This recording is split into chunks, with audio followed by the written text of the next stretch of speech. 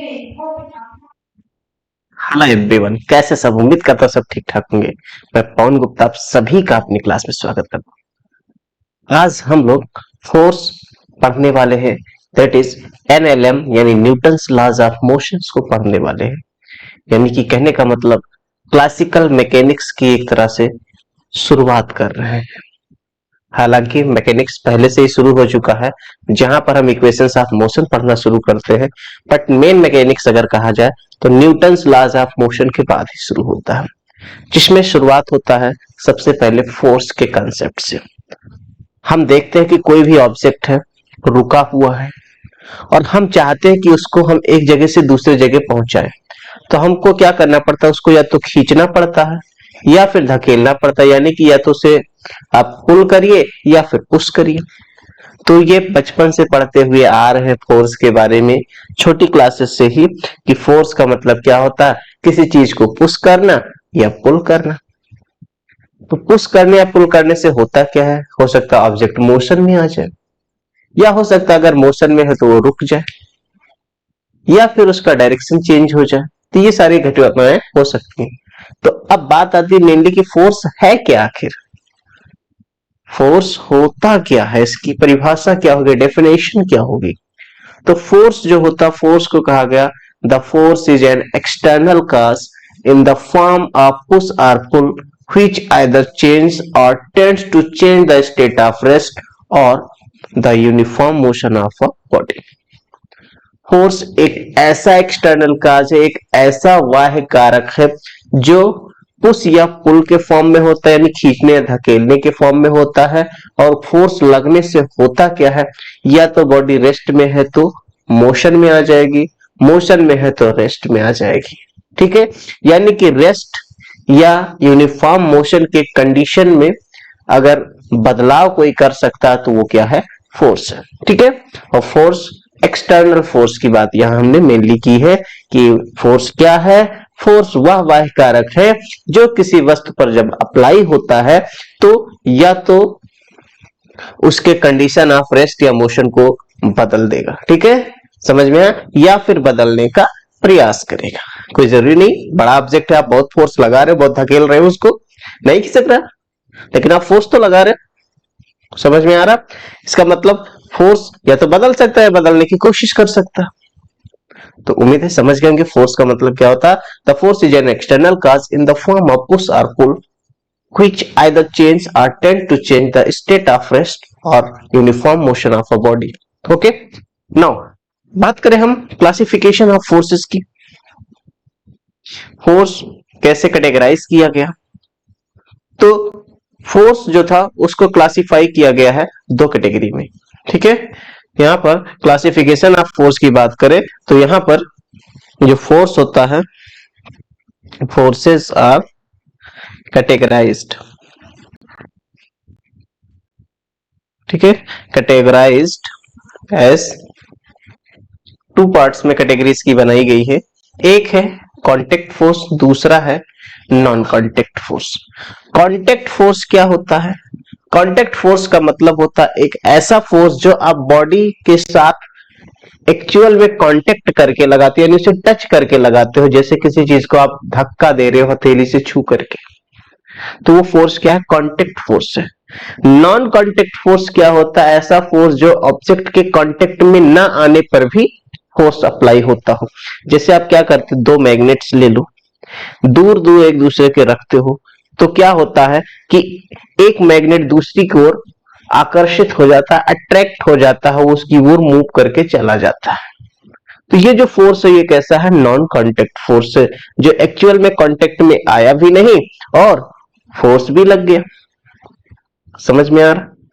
तो contact force क्या होता है? कांटेक्ट फोर्स तब आता है जब जो फोर्स है वो एक्चुअल में कांटेक्ट में आता है बॉडी के। ठीक है, कांटेक्ट फोर्स क्या होगा? The force which comes into play, the force which comes into play due to actual contact, actual contact,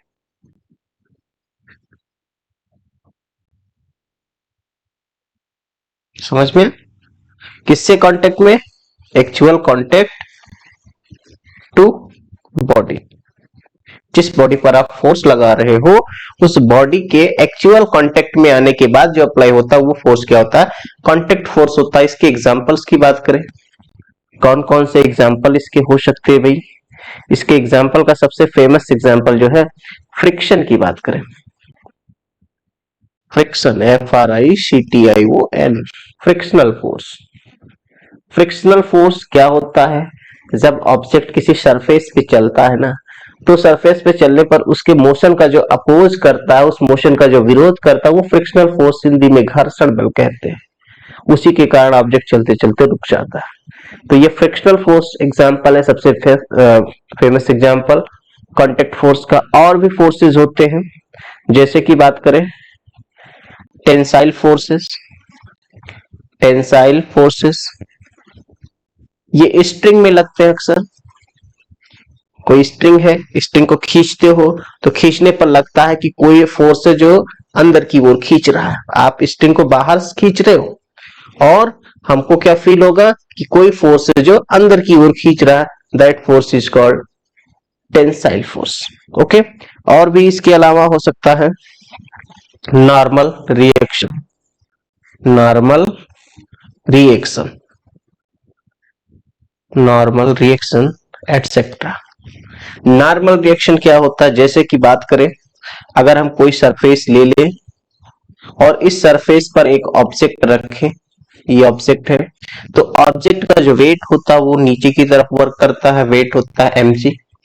और ये mg क्या करता है? इस सरफेस को दबाता है, तो इसके अपोजिट डायरेक्शन में एक फोर्स लगेगा जो इस सरफेस के एकदम परपेंडिकुलर होता है। इसको नॉर्मल रिएक्शन कहा जाता है, नॉर्मल रिएक्शन। समझ में आया? नॉर्मल रिएक्शन हमेशा सरफेस के परपेंडिकुलर लगता है, जिसको अक्सर आर से लिखा जाता है। स्ट्रिंग की बात करेंगे, अगर कोई स्ट्रिंग है, टेंसाइल फोर्स कैसे लगता है? अगर हम क्या करें, किसी स्ट्रिंग को ये दो पॉइंट्स के बीच इस तरह से बांध देते हैं, तो जब बांध देंगे तो हम क्या कर रहे हैं? स्ट्रिंग को तान के खींच के बांधा है, तो उस केस में जो स्ट्रिंग है उसमें इस तरह से फोर्स डेवलप हो जाएंगे दो, ये पेयर में हमेशा डेवलप होता है। ये जो फोर्स है ये क्या है आपका? ये स्ट्रिंग वाला फोर्स है, टेंसाइल फोर्स है। ठीक है, तो ये जो फोर्सेस होते हैं ये कांटेक्ट फोर्सेस होते हैं। नॉन कांटेक्ट फोर्सेस की बात करें, नॉन कांटेक्ट फोर्सेस क्या होंगे भाई? ऐसे फोर्स जो एक्चुअल में कोई फिजिकल कांटेक्ट नहीं होता ऑब्जेक्ट के साथ। ठीक है, the force which comes into play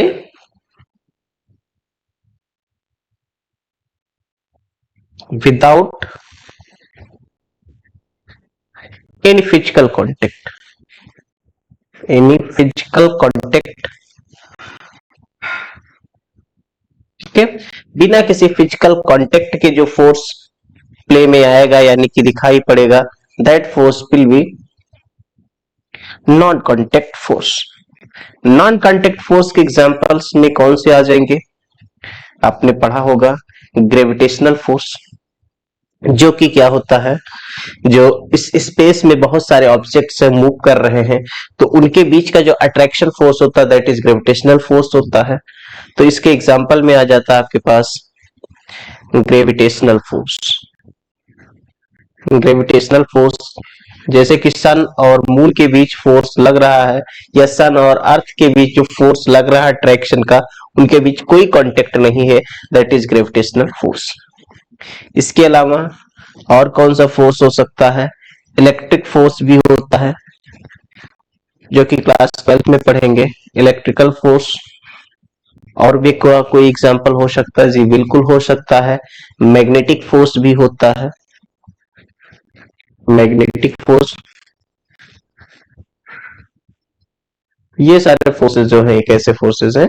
non contact forces. समझ में आया? आगे हम लोग पढ़ेंगे कि नॉन कांटेक्ट फोर्सेस जो होते हैं ये अक्सर कंजर्वेटिव होते हैं। कंजर्वेटिव क्या होते हैं बाद में जानेंगे। नॉन कंजर्वेटिव, ये जो नॉन कांटेक्ट फोर्सेस होते हैं वो कैसे होते हैं, कंजर्वेटिव फोर्सेस होते हैं ये। और जो कांटेक्ट फोर्सेस होते हैं उनको अक्सर हम क्या देखेंगे कि ये नॉन कंजर्वेटिव होंगे। खैर चलिए, इतनी बातें आपको उम्मीद है समझ गए होंगे। फोर्स क्या होता है, फोर्स जो होता है ये एक काज ऑफ मोशन कह सकते हो इसे। ये क्या होता है, काज ऑफ मोशन। फोर्स अगर नहीं लगेगा तो मोशन कहां से होगा।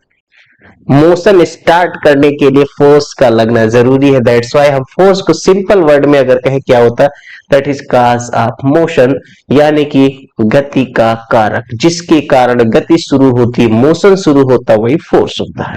ओके, अब बात करते हैं टॉपिक की, इनर्शिया। ये इनर्शिया बड़ा इंपॉर्टेंट टॉपिक। इनर्शिया क्या होता है भाई, जिसे हिंदी में जड़त्व कहते हैं।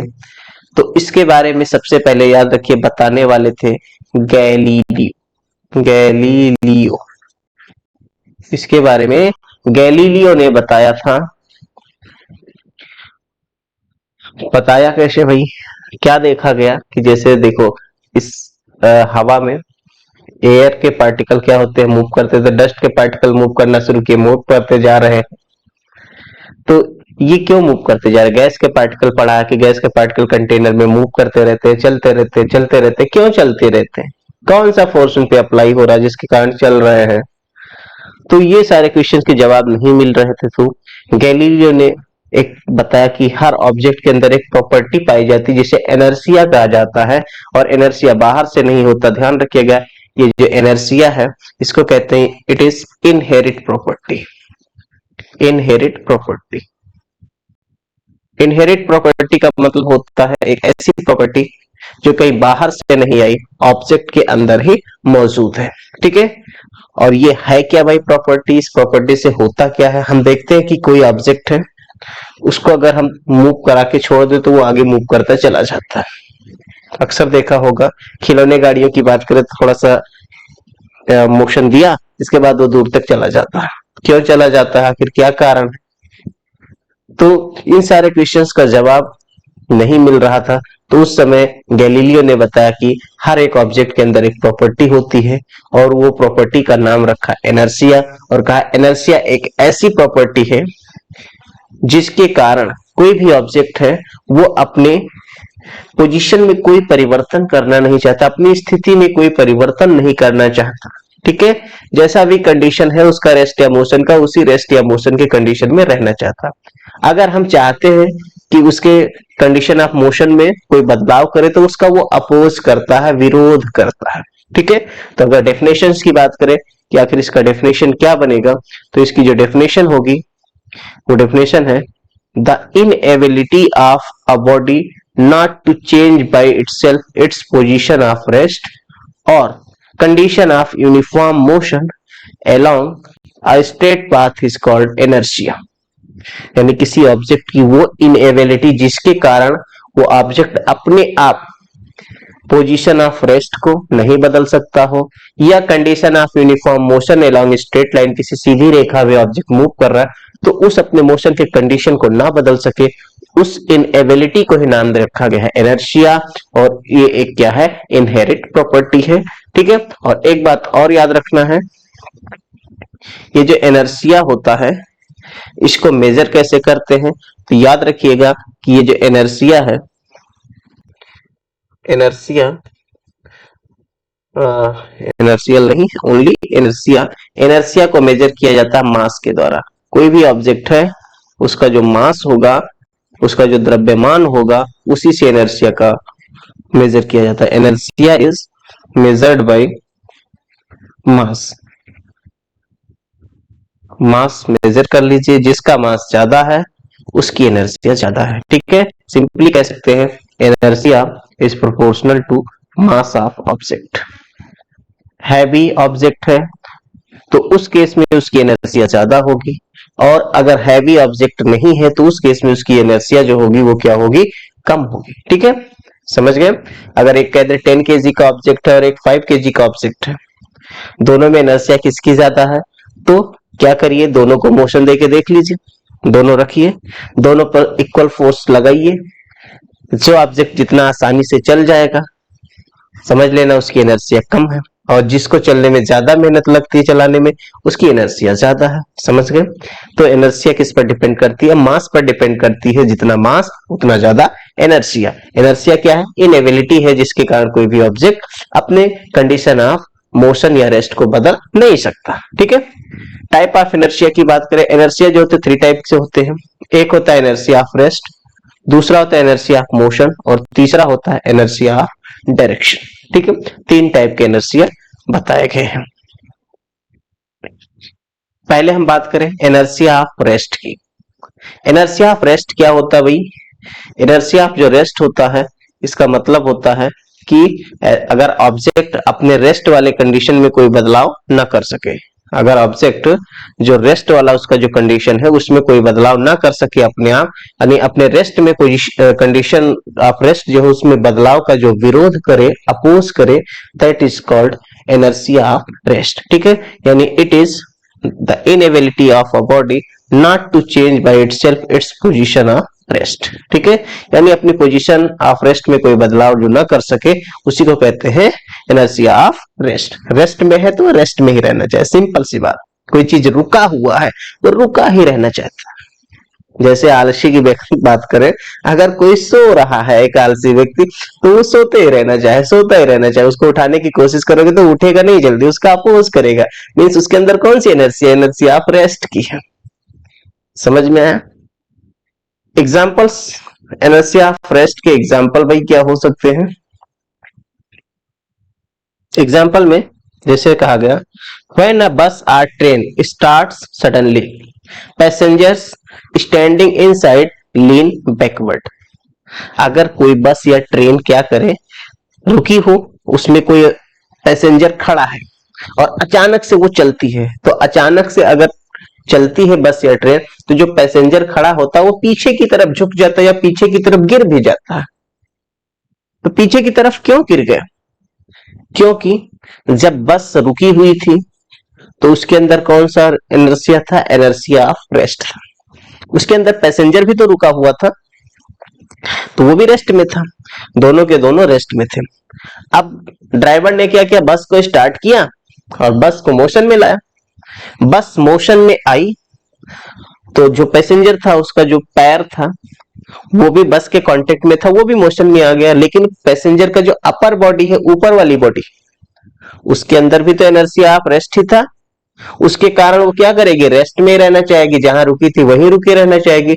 अब पैर कोई आगे खींच ले और ऊपर का शरीर नीचे रुका रहे तो वो पीछे की तरफ गिरेगा नहीं। ठीक है, तो जब बस स्टार्ट होती है तो बस के संपर्क में उसका पैर था पैसेंजर का, वो तो तुरंत मोशन में आ गया।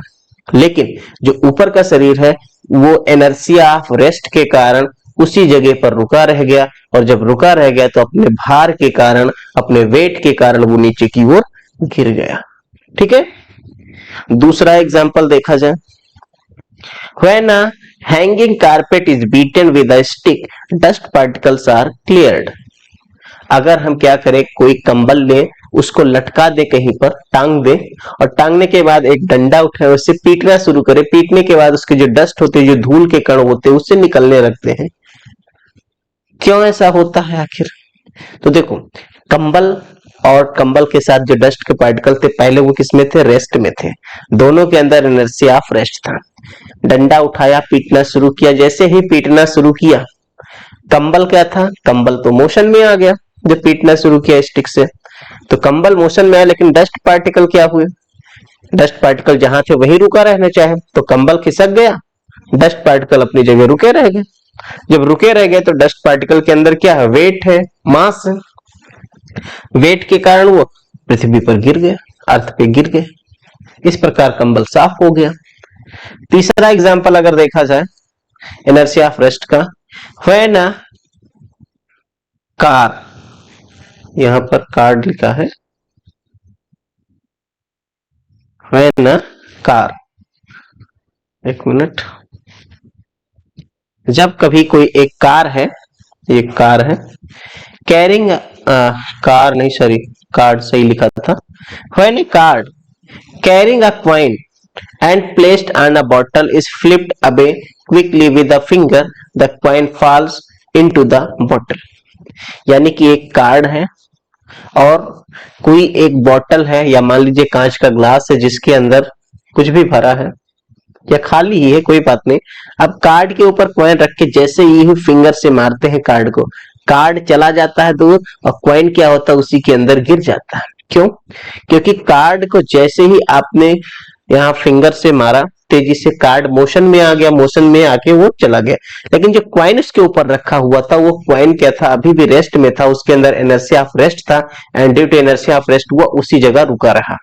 और जब रुका रहा और उसके अंदर वेट है, वेट हमेशा नीचे की तरफ वर्क करता है, इस वजह से वो जाके किस में गिर गया, उसी ग्लास में या उसी बॉटल में गिर जाता है। ठीक है, और भी एग्जांपल है, जैसे कि बात करें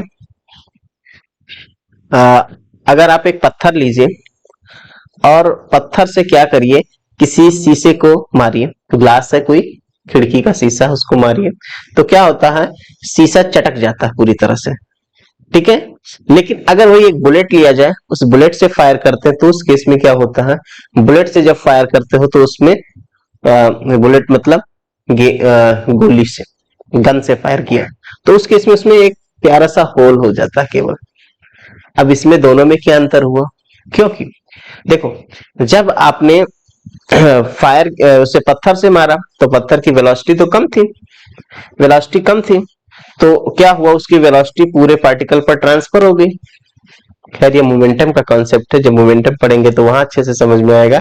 तो उस केस में क्या हुआ कि सारे पार्टिकल अपनी जगह पर रुका रहना चाहिए, और जहां जहां पर पत्थर लगा वो क्या हुआ, मोशन में आ गया, तो इस वजह से कुछ पार्ट उसके टूट जाते हैं। जबकि जब बुलेट फायर करते हैं, बुलेट फायर करने में क्या होता है, बुलेट की स्पीड बहुत ज्यादा होती है, जहां टकराती है उस पार्ट को मोशन में करके चली जाती है, बाकी जो शेष पार्ट होता है वो रेस्ट में ही रह जाता है। बुलेट की स्पीड क्या होती है, बहुत ज्यादा होती है ना, ज्यादा स्पीड होने के कारण जहां वो टकराई वहां पर क्या हुआ, उस पार्ट को उसने मोशन में ला दिया, और बाकी जो शेष पार्ट थे due to inertia of rest वो रुके रह गए, इस वजह से उसमें एक होल हो जाता है। एक और एग्जांपल है, जैसे कि हम क्या देखते हैं, मैंगो सीजन में अगर पेड़ पर चढ़ करके कोई उसको डाली को हिलाता है तो डाली को हिलाने के बाद क्या होता है, मैंगो नीचे गिराते हैं। क्यों गिराते हैं, क्योंकि पहले डाल के साथ, शाखा के साथ, ब्रांच के साथ मैंगो जो लगे हुए थे वो रेस्ट में थे। जब आपने मोशन में किया, उसकी ब्रांच को हिलाया, तो उस केस में ब्रांच तो मोशन में आ गया, लेकिन मैंगो क्या थे, अभी भी वो रेस्ट में ही रहना चाहते due to inertia of rest, तो इस वजह से वो वहीं पर रुके रह गए और डाली से अलग हो गए। जब अलग हो गए तो उनके अंदर वेट था, ड्यू टू वेट वो नीचे की तरफ गिर जाते हैं, इस तरह से मैंगो टूट जाते हैं डाली हिलाने के बाद। तो उम्मीद है इनर्शिया ऑफ रेस्ट आपको क्लियर हो गया। ठीक है, चलिए सेकंड इनर्शिया पर आते हैं, इनर्शिया ऑफ मोशन।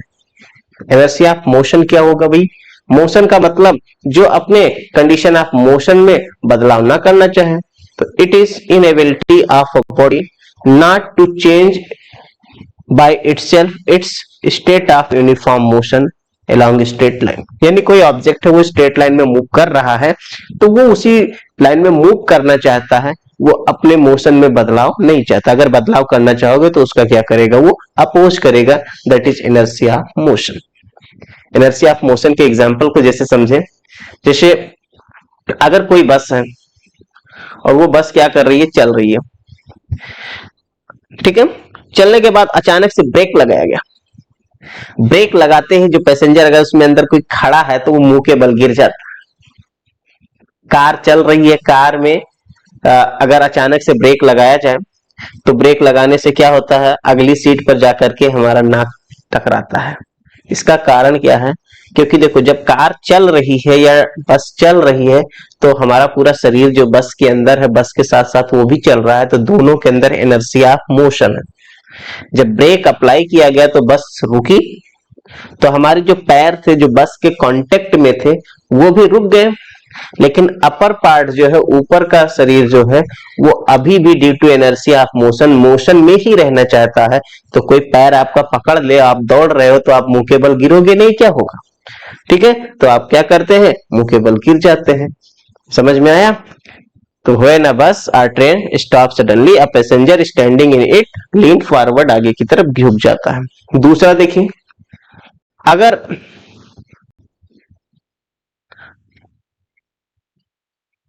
अगर कोई बस चल रही है, चलती बस या ट्रेन से कोई उतरता है, कूदता है, तो देखिए क्या होता है, अगर कूद के वो रुक गया तो तुरंत गिर जाता है मुंह के बल। जिस डायरेक्शन में बस चल रही है उसी डायरेक्शन में वो गिर जाता है। ठीक है, तो अब ये ऐसा क्यों होता है भाई? तो इसका कारण ये है कि जब वो चल रहा था बस के साथ साथ, बस के अंदर, तो उसके अंदर इनर्शिया ऑफ मोशन था, वो अचानक से पृथ्वी पर उतरा, धरती पर उसने पैर रखा, तो उसके पैर क्या हुए, तुरंत आ गए रेस्ट में। लेकिन ऊपर का जो बॉडी है अभी भी इनर्शिया ऑफ मोशन के कारण मोशन में रहना चाहता है, जिसके कारण वो गिर जाता है। इसलिए कहते हैं कि बचने के लिए क्या करिए, जब चलती ट्रेन या बस से, पहली बात तो तेज चल रही है तो उतरने नहीं चाहिए, अगर उतरते हैं तो क्या करना चाहिए, जिस डायरेक्शन में चल रही है बस या ट्रेन उसी डायरेक्शन में थोड़ी दूर दौड़ जाना चाहिए। दौड़ने से क्या होगा, इनर्शिया धीरे धीरे अगर आप रोकोगे, कम करोगे ना, तो उस केस में आप बच जाओगे, और अचानक से अगर रुक गए तो उस समय तुरंत क्या होगे, गिर जाओगे। ठीक है, इसके बाद एक और एग्जांपल देख लेते हैं। An athlete runs some distance before taking a long jump. अगर ऊंची कूद वाला कोई एक प्लेयर है, वो क्या करता है, ऊंची कूद करना चाहता है, ठीक है, या लंबी कूद वाला है, लॉन्ग जंप वाला, तो लॉन्ग अगर जंप करना चाहता है तो क्या करता है, उससे पहले वो दौड़ता है। क्या रीजन है क्यों दौड़ता है? क्योंकि जब शुरू शुरू में तुरंत अगर कूदेगा तो वो अभी रेस्ट में है, उसकी बॉडी इनर्शिया ऑफ रेस्ट है उसके अंदर, तो उतना लंबा जंप नहीं कर पाएगा। लेकिन जब मोशन में आ जाएगा, दूर से दौड़ता हुआ आएगा, तो उसकी बॉडी जो होगी पूरा मोशन में आ जाएगी, उसके अंदर इनर्शिया ऑफ मोशन आ जाएगा, जिससे वो अधिक से अधिक जंप कर पाएगा। ठीक है, और भी एग्जांपल्स आपके पास मिल सकते हैं। खैर मैं 3 एग्जांपल की बात कर रहा हूं सिर्फ इनर्शिया ऑफ मोशन में। नाउ आगे बात करें, इनर्शिया ऑफ डायरेक्शन, तीसरा पार्ट। आखिर इनर्शिया ऑफ डायरेक्शन क्या है भाई? तो जिस प्रकार रेस्ट और मोशन को पढ़ा, उसी तरह से इनर्शिया ऑफ डायरेक्शन है, यानी ये क्या करेगी, अपने डायरेक्शन ऑफ मोशन में कोई बदलाव नहीं करना चाहेगी। It is the inability of the body by virtue of which it tries to oppose a change in its direction of motion. यानी कि ये किसी बॉडी की वो इनएबिलिटी है जिसके कारण वो बॉडी क्या करती है, अपने डायरेक्शन ऑफ मोशन में बदलाव का विरोध करती है। समझ गए? यानी जिस डायरेक्शन में मूव करे उसी डायरेक्शन में मूव करना चाहती है। एग्जाम्पल के लिए बात करें, जैसे कि अगर कोई गाड़ी चल रही है, तो गाड़ी चलते समय अगर वो कीचड़ में पड़ जाती है, इसके बाद कीचड़ से जब बाहर निकलती तो क्या देखते हैं कि उसके टायर से जो मड है, जो कीचड़ है, वो क्या करता है, टेंजेंशियली निकलता है, फेंकता है। इसीलिए गाड़ियों में मडगार्ड लगाए जाते हैं।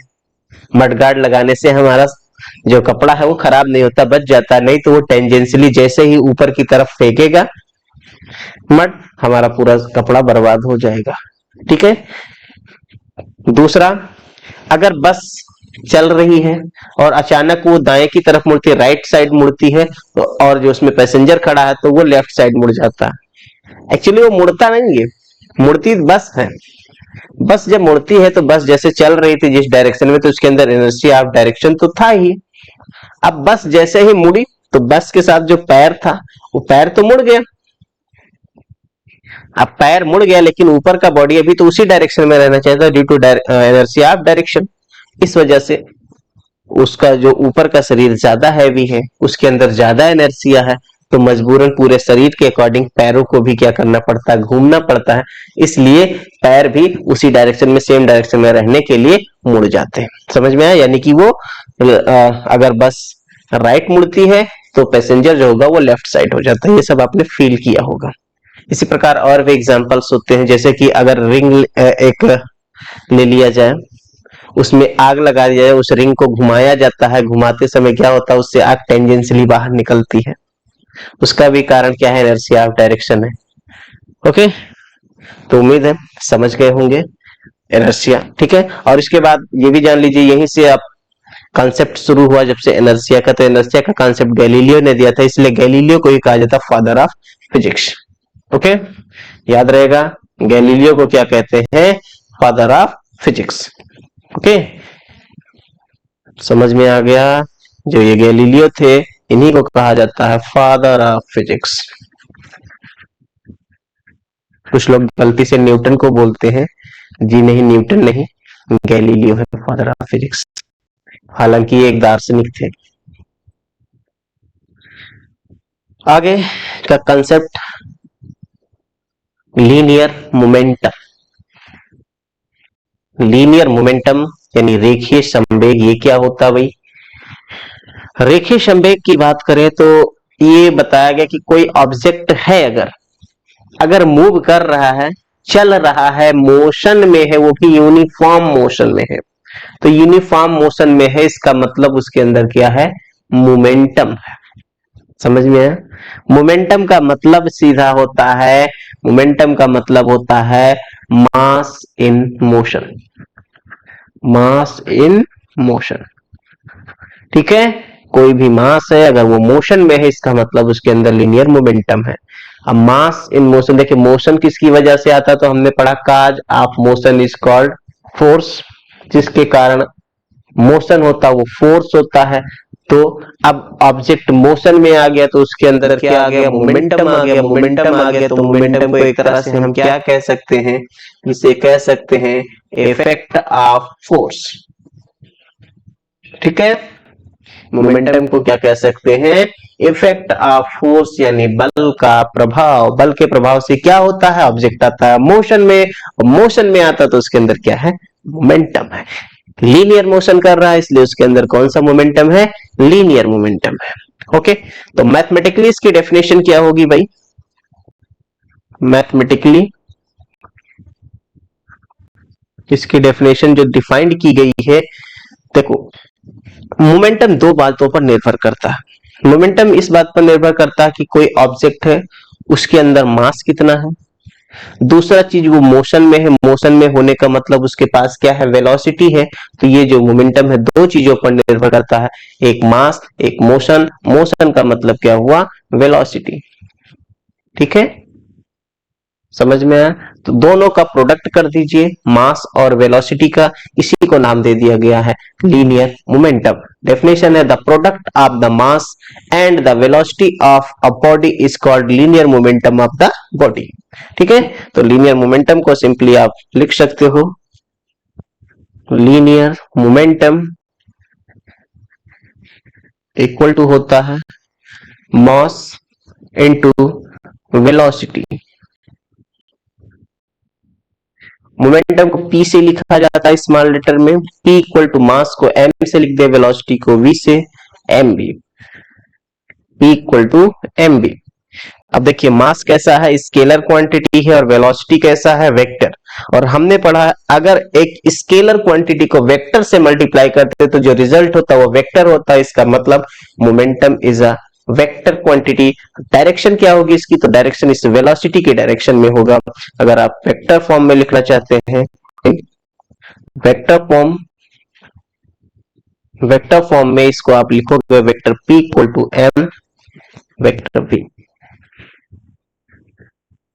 ठीक, वेक्टर फॉर्म में, यानी कि लीनियर मोमेंटम कैसा है? एक वेक्टर क्वांटिटी है। डायरेक्शन क्या होगा इसका? तो डायरेक्शन होगा डायरेक्शन ऑफ वेलोसिटी।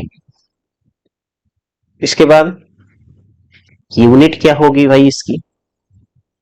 यूनिट निकाला जाए, यूनिट ऑफ मोमेंटम। अगर मोमेंटम की यूनिट निकालना तो मोमेंटम मास और वेलोसिटी पर निर्भर करता है, यानी कि ये हो जाएगा unit of mass into unit of velocity.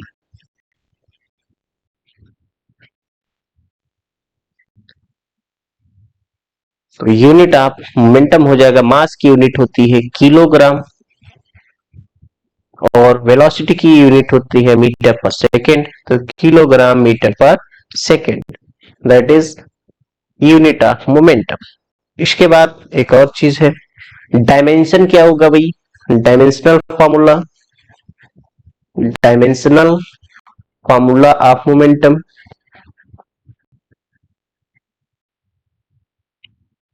ये P है, इसका डायमेंशनल फॉर्मूला क्या होगा? तो मास है, वेलोसिटी है, मास का डायमेंशनल फॉर्मूला m, और वेलोसिटी का होता है lt power -1, that is mlt power -1 is the dimensional formula of linear momentum. Okay, ठीक है, यहां तक तो समझ में आ गया हो गया। मेरे ख्याल से कोई भी डाउट नहीं होना चाहिए। इसके बाद यहाँ पर कुछ बातें जान लेते हैं नोट के रूप में। मोमेंटम को कैसे पता किया जाएगा, तो आप दो कंडीशन अप्लाई होते हैं यहाँ पर। दो कंडीशन पर, ये दो बातों पर निर्भर करता है, मोमेंटम मास पर और वेलोसिटी पर। तो हम क्या करते हैं, मान लीजिए कि दो ऑब्जेक्ट्स हैं जिनके मासेस डिफरेंट हैं और सेम वेलोसिटी से मूव कर रहे हैं। तो अगर ऐसा होगा तो उस केस में आप क्या कह सकते हो,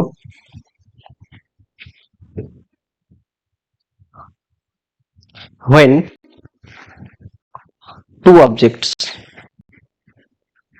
when two objects of masses m1 and m2 are moving with same speed,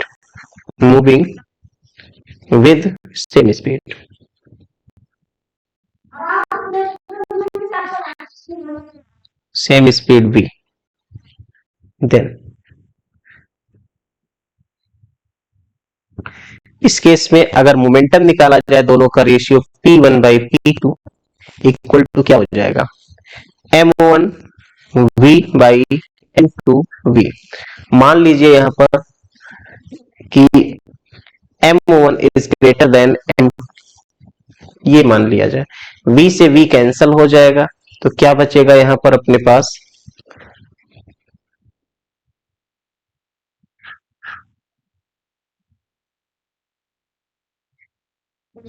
यहां पर p1 by p2 equal to हो जाएगा m1 बाई m2। अब देखो m1 is greater than m2, इसका मतलब क्या पता चलेगा, इससे पता चलेगा कि जब m1 ग्रेटर देन m2 है, इसका मतलब m1 के सामने कौन है, p1, p1 is greater than p2। इससे ये पता चलता है कि जिसका मास ज्यादा है उसका मोमेंटम ज्यादा है। समझ गए, ठीक है। यानी कि अगर कोई बॉडी हैवी है, हैवियर बॉडी है, तो उस केस में उसका मोमेंटम क्या होता है, लाइटर बॉडी से ज्यादा होता है, ठीक है। कुछ कह सकते हैं heavier body as larger momentum, कौन सा मोमेंटम, लीनियर मोमेंटम, देन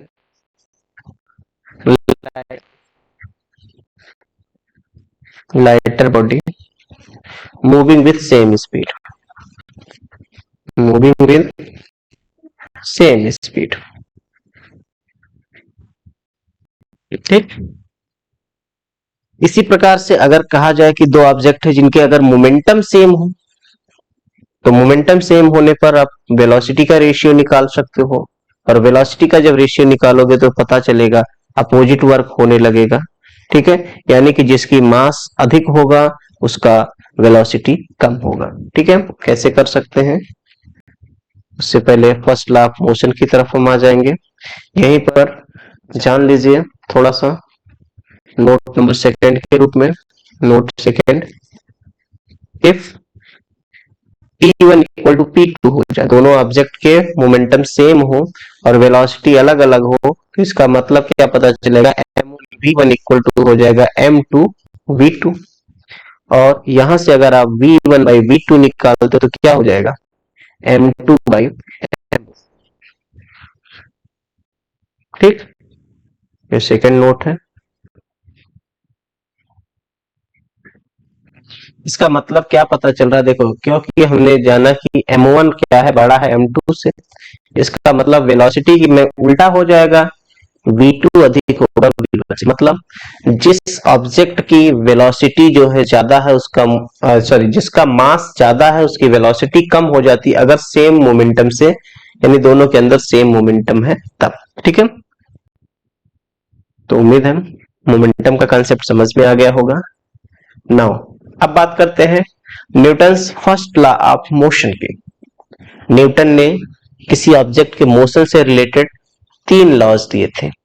तीन लॉज में फर्स्ट लॉ पहले पढ़ते हैं, Newton's first law of motion. First law of motion कहता क्या है सबसे पहली बात देखिए, फर्स्ट लॉ ऑफ मोशन जो बताता है, ये इसमें शुरुआत किया डेफिनेशन ऑफ फोर्स की, ठीक है, वो भी कैसा, क्वालिटी कैसा फोर्स का इसने बताया था, ये बताया था qualitative qualitative definition of force, qualitative definition of force बताया था Newton first law of motion ने, ठीक है। क्वांटिटी नहीं बताई कितना फोर्स लगा, लेकिन ये बताया कि फोर्स एक्चुअली में होता क्या है।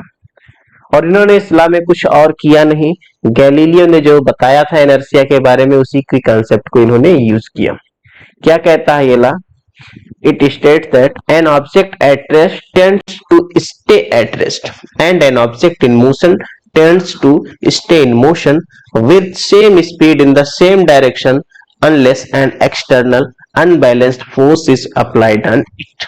Means कोई ऑब्जेक्ट रेस्ट में है तो वो रेस्ट में ही रहता है, और अगर मोशन में है तो मोशन में ही रहता है, जब तक कि उस पर कोई बाहर से अनबैलेंस्ड फोर्स अप्लाई नहीं किया जाता।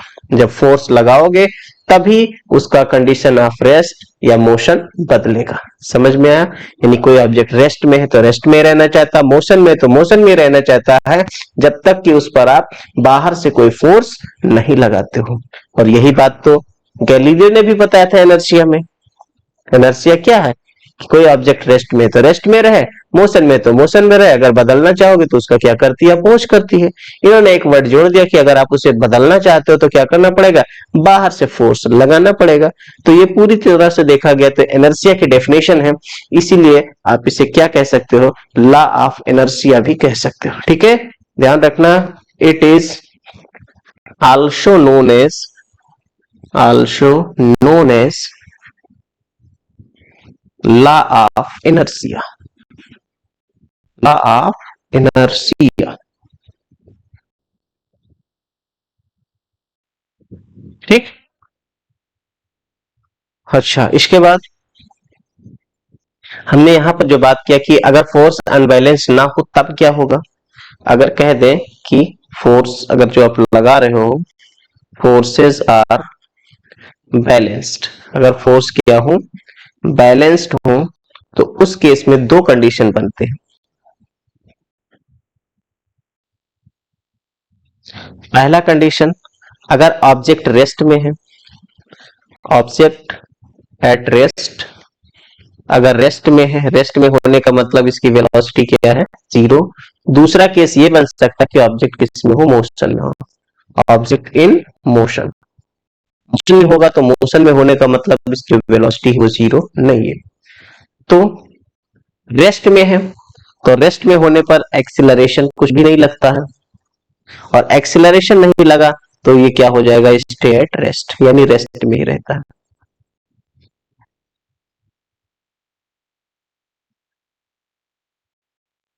Stay at rest. ठीक, अगर फोर्स आपने क्या किया, बाहर से फोर्स नहीं लगाया, ऑब्जेक्ट यानी फोर्सेस बैलेंस्ड, अगर अनबैलेंस्ड फोर्स नहीं लगा तो ऑब्जेक्ट अगर मोशन में है, मोशन में तो उसकी वेलोसिटी जीरो नहीं है, लेकिन जो फोर्स बैलेंस है तो भी एक्सीलरेशन जीरो रहेगा। और जब एक्सीलरेशन जीरो है तो वो क्या करेगा, object stay in motion, motion में ही रहेगा। यही है इनर्शिया। इसीलिए कहा गया है फोर्स कैसा होना चाहिए, अनबैलेंस्ड होना चाहिए। अगर अनबैलेंस्ड फोर्स नहीं है तो किसी भी ऑब्जेक्ट के रेस्ट या मोशन की कंडीशन को हम बदल नहीं सकते। ठीक है, और फर्स्ट लॉ सिर्फ बताती है फोर्स होता क्या है, इसकी क्वालिटी क्या बताती है। फोर्स बताया इसने, फोर्स क्या है, जो इनर्शिया को बदल सके।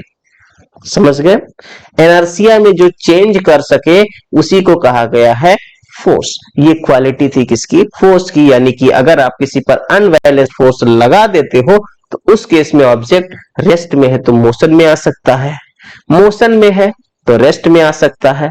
किसी डायरेक्शन में अगर मूव कर रहा है ऑब्जेक्ट तो उसकी डायरेक्शन बदल सकती है। तीन कंडीशन हो सकते हैं, क्या क्या, ऑब्जेक्ट रेस्ट में है तो मोशन में आ सकता है, मोशन में है तो रेस्ट में आ सकता है, किसी डायरेक्शन में अगर मोशन में तो उसका डायरेक्शन को भी बदला जा सकता है। यानी तीन काम ये कर सकता है फोर्स। यही थी इसकी क्वालिटी। इसीलिए कहते हैं जो न्यूटन का फर्स्ट लॉ है, यानी लॉ ऑफ इनर्शिया जिसे कहते हो, ये क्वालिटेटिव डेफिनेशन ऑफ फोर्स बताता, फोर्स की क्वालिटी को बताता है। ठीक, no, Newton second law of motion की बात करें, सेकेंड लॉ ऑफ मोशन क्या कहता है? कहता है the rate of change of momentum of a body is directly proportional to the applied force and this change takes place in the direction of applied force. देखिए, momentum की बात करें तो मोमेंटम को कहते हैं कि मोमेंटम कंजर्व्ड रहता है। मोमेंटम किसी ऑब्जेक्ट का मोमेंटम जो है वो फिक्स है, मास इनटू वेलोसिटी।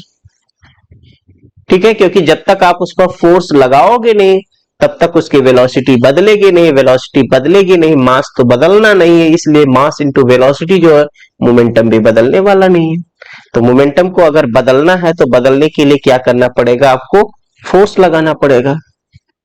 तो फोर्स लगाने से उसका मोमेंटम चेंज होगा, जितना तेजी से मोमेंटम चेंज होगा उतने ज्यादा फोर्स लगाना पड़ेगा, तेजी से मोमेंटम बदलना।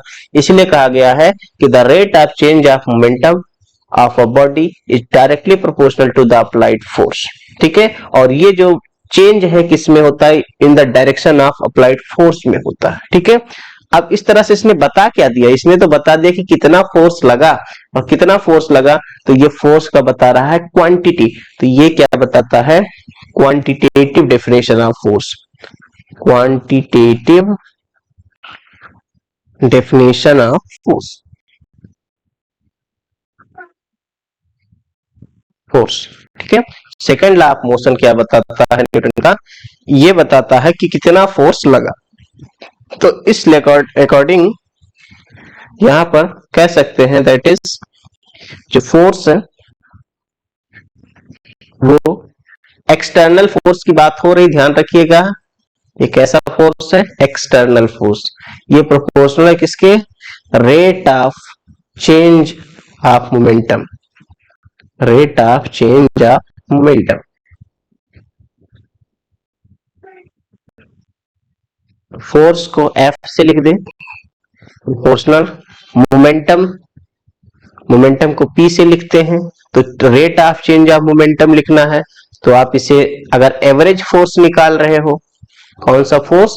एवरेज फोर्स निकाल रहे हो, तो इसकी आप क्या लिख सकते हो? Delta P by delta P. ठीक है, ये हो गया rate of change of momentum. Proportionality हटाते हैं तो एक कांस्टेंट लगाते हैं, प्रोपोर्शनलिटी हटा दीजिए, एक कांस्टेंट लगा दीजिए। कांस्टेंट को के से लिखा जाता है, के हो गया delta P by delta T. ठीक है, ये आपके पास कौन सा फोर्स है? ये है एवरेज फोर्स, एवरेज फोर्स। यहां पर के क्या है? के जो है ये कांस्टेंट ऑफ प्रोपोर्शनलिटी है, constant of proportionality, proportionality, proportionality. ठीक है, एक कांस्टेंट लगाया गया। के की वैल्यू को कैसे डिसाइड करेंगे वो बात की बात है, अभी आगे बढ़ते हैं। ये एवरेज फोर्स है। अगर आपको इंस्टेंटेनियस फोर्स निकालना है, इंस्टेंटेनियस फोर्स निकालना है, उस केस में आप एफ लिखेंगे। एफ ये डेल्टा जो है इसको आप डी से बदल दोगे, ये हो जाएगा के D P by D T. ठीक है, ये बन जाएगा आपके पास। पी क्या है? मोमेंटम है। नाउ अब क्योंकि हम पढ़े हैं कि P इक्वल टू होता मास इनटू वेलोसिटी, तब F क्या हो जाएगा? K D by D T. Of P की जगह हो जाएगा एम बी। यहां पर m कांस्टेंट है, बाहर कर देंगे, सिर्फ बचेगा क्या? D B by D T. D B by D T के बारे में भी हम लोगों ने पढ़ा है। क्या पढ़ा है? हम लोगों ने पढ़ा है कि जो D B by D T होता है ये एक्सीलरेशन होता है। D B by D T क्या होता है? एक्सीलरेशन। ए से लिखा जाता है, तो ये हो जाएगा आपके पास m a. F equal to कितना आ गया?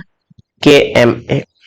ठीक है, ये ध्यान रखना, कुछ लोग गलती से बता देते हैं कि F equal to M A, ये जो है ये न्यूटन्स लॉ ऑफ मोशन है, ये गलत है। सेकंड लॉ ये नहीं है, सेकंड लॉ तो सिर्फ यही है, rate of change of momentum is proportional to force. ठीक है, ये कंक्लूजन है, ध्यान रखना है।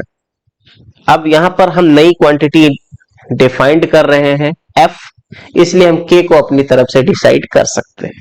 ठीक है, के जो कांस्टेंट है इसकी वैल्यू अपने तरफ से डिसाइड कर लेंगे। कब कर पाएंगे? अगर हम कोई नई क्वांटिटी जो अभी तक हम लोगों ने नहीं पढ़ा था उसको अगर हम यहाँ पर इंट्रोड्यूस कर रहे हैं तो उस केस में के को हम अपने तरफ से डिसाइड करते हैं। कैसे?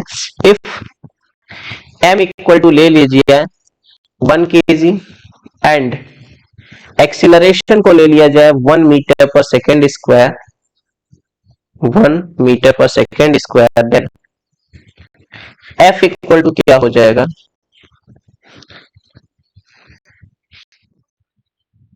1 न्यूटन या अभी 1 लिख ले KG metre per second square, then आप क्या कह सकते हो यहाँ पर एंड लिख लिया जाए, चलिए ठीक है, and F equal to 1 kg metre per second square, then उस केस में आपके पास K की वैल्यू कितनी हो जाएगी? K इक्वल टू 1 हो जाएगा। ठीक है, यहाँ K को हमने 1 डिसाइड कर लिया। ये तब कर सकते हैं जब आप नई कोई फिजिकल क्वांटिटी इंट्रोड्यूस कर रहे हो, अदरवाइज नहीं। ठीक है, तो उस केस में आपके पास F क्या हो जाएगा? F equal to M A. Vector form में लिखना चाहो तो वेक्टर भी लगा सकते हो ऐसे, तो F equal to M A, mass into acceleration. ठीक है, ये आ गया। ध्यान रखना ये क्या है? ये एक कंक्लूजन है जो कहां से निकला है? Conclusion of second law of motion, second law of motion. Okay, और यहां से अब यहां पर हम ये भी याद रख सकते हैं कि जो फोर्स होगा F इक्वल टू आपके पास क्या हो जाएगा? T P by D T, क्योंकि K इक्वल टू कितना हो गया? 1 हो गया। बट ये फोर्स जो होता है, ध्यान रखना, ये एक्सटर्नल फोर्स होता है, इंटरनल फोर्स की बात नहीं कर रहे हैं। इंटरनल फोर्स तो हमेशा बैलेंस रहेगा, सिर्फ एक्सटर्नल फोर्स की बात हो रही है। ठीक है, इंटरनल एक्सटर्नल फोर्स का इफेक्ट क्या होगा ये हम बाद में भी क्लियर करेंगे। तो उम्मीद है यहां तक तो आप समझ गए होंगे।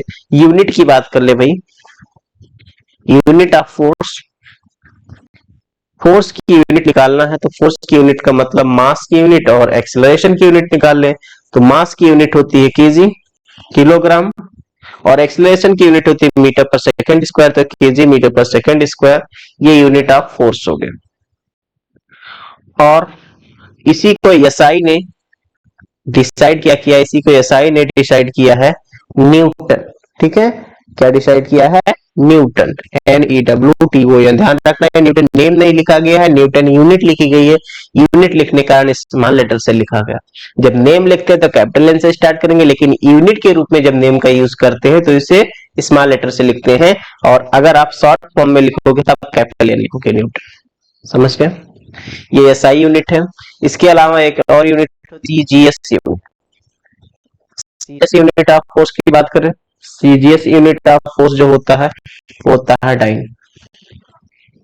ठीक है, और ध्यान रखिएगा 1 न्यूटन इक्वल टू होता है 10 पावर 5 डाइन। ठीक, 1 न्यूटन इक्वल टू क्या होता है? 10 पावर 5 डाइन होता है। ये सीजीएस यूनिट होता है। इसके बाद एक और चीज बात कर ले, आखिर जो फोर्स है इसका डायमेंशनल फॉर्मूला क्या होगा? डायमेंशनल फॉर्मूला ऑफ एफ, तो इधर आपके पास मास है और एक्सेलरेशन है। मास का हो जाएगा m, एक्सेलरेशन का हो जाएगा lt पावर -2। तो इसका फोर्स का डायमेंशनल फॉर्मूला होता है mlt पावर -2। ठीक, मैं बात कर रहा था इंटरनल और एक्सटर्नल फोर्सेस की। इंटरनल फोर्सेस जो होते हैं, ध्यान रखिएगा, वो कोई बदलाव नहीं कर सकते इनर्शिया में, क्योंकि वो बैलेंस्ड होते हैं। एक्सटर्नल फोर्सेस ही केवल कंडीशन ऑफ रेस्ट या मोशन को बदल सकते हैं। ध्यान रखिएगा, यानी मोमेंटम में परिवर्तन करना। रेस्ट या मोशन में बदलने का तरीका क्या है? मोमेंटम में परिवर्तन करना। तो मोमेंटम में चेंज केवल एक्सटर्नल फोर्स करता है। इंटरनल फोर्स की अगर हम बात करेंगे तो इंटरनल फोर्स हमेशा बैलेंस्ड हो जाते हैं, और बैलेंस्ड होने के कारण वो कंडीशन ऑफ रेस्ट या मोशन में बदलाव नहीं कर सकते। जैसे कि बात करें, एक कार है, उस कार को अगर बाहर से धक्का दिया जाता तब तो कार मूव करती है, लेकिन अगर कार के अंदर बैठ करके फिर कार को धक्का दो तो कार क्या चलेगी? नहीं चल पाती। क्यों? क्योंकि अंदर जब आप बैठ गए तो कार का एक हिस्सा हो गए, कार का हिस्सा हो गए तो जो आप फोर्स लगा रहे हो वो इंटरनल फोर्स हो गया। इंटरनल फोर्स हो गया, इस वजह से वो फोर्स बैलेंस हो जाता है कहीं से। जैसे आप कार पर धक्का लगा रहे हो ऊपर की तरफ, लेकिन आप बैक साइड से अपने बैक से क्या कर रहे हो? सीट से पीछे धकेल रहे हो, दोनों फोर्स बराबर हो गए तो वो बैलेंस हो गया। अगर बैलेंस हो गया तो उसके इसमें मोशन होना नहीं है। समझ गए? तो बैलेंस फोर्स उसके इनर्शिया को बदलाव नहीं कर सकते। इनर्शिया में एक्सटर्नल फोर्सेज ही अनबैलेंस्ड हो सकते हैं, इसलिए एक्सटर्नल फोर्सेज ही मोशन कर सकते हैं। समझ गए? तो उम्मीद है यहां तक आज की क्लास आपको समझ में आई होगी। बाकी की बातें हम नेक्स्ट लेक्चर में करेंगे।